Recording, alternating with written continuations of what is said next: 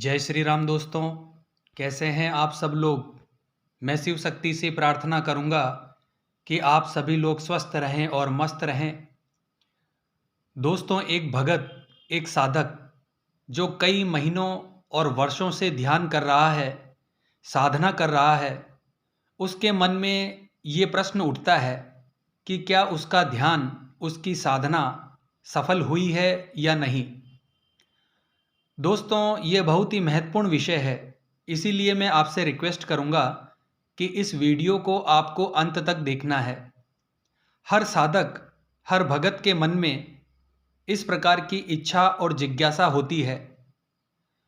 तो दोस्तों, मैं आपको बताऊंगा कुछ ऐसे अनुभव जिनके माध्यम से आप ये जान सकते हैं कि आपकी साधना सिद्धि की ओर बढ़ रही है या नहीं।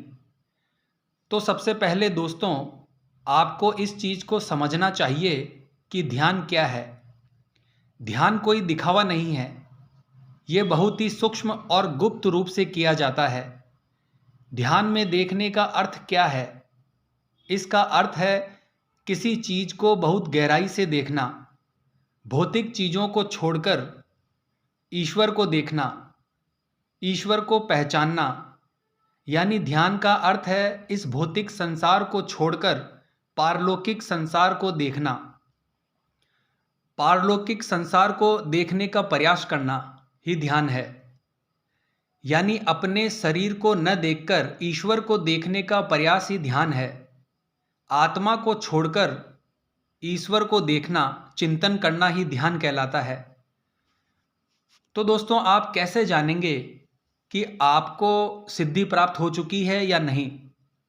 तो दोस्तों, अगर कोई साधक आधे घंटे, एक घंटे या उससे अधिक समय तक बिना हिले डुले एक आसन पर बैठकर एकाग्र होकर ध्यान कर पाता है, तो आपको समझ लेना चाहिए कि आपकी साधना सिद्धि के पहले पड़ाव पर है, पहले चरम पर है। यानी आप एक सीढ़ी पार कर चुके हैं। इसके अलावा दोस्तों, साधना या ध्यान करते समय आपको भूख कम लगती है, आपके अंदर त्याग की भावना पैदा होती है। चाहे वो भोजन की हो, काम वासना की हो, लोभ लालच की हो, क्रोध की हो, ये सभी विकार अगर आपके अंदर से निकल चुके हैं, आपने इन सब का त्याग कर दिया है, तो समझिए आप साधना और ध्यान के दूसरे चरण पर पहुंच चुके हैं। तीसरी चीज है दोस्तों, अगर आपको मीठा, चटपटा या बहुत तीखा या खट्टा ऐसा भोजन जो तामसिक भोजन कहलाता है आपको अच्छा नहीं लगता, आपको चमकीले तड़क भड़क वाले कपड़े पहनना अच्छा नहीं लगता, तो आप तीसरे चरण में पहुंच चुके हैं। अगला पड़ाव है दोस्तों, ध्यान और साधना करते हुए आपको ये आभास होने लगता है कि आपके घर में क्या शुभ और अशुभ घटने वाला है। यानी भविष्य में होने वाली घटनाओं का पूर्वाभास आपको होने लगे, तो समझ लीजिए आप साधना के चौथे चरण पर पहुंच चुके हैं।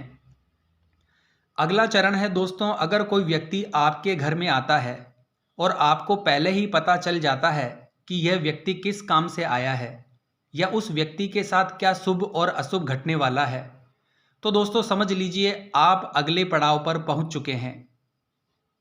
अगला स्टेप है दोस्तों, अगर व्यक्ति ध्यान करता है, साधना करता है और उस समय उसे प्रकाश दिखाई देता है अपने आज्ञा चक्र पर। यह प्रकाश कैसा दोस्तों?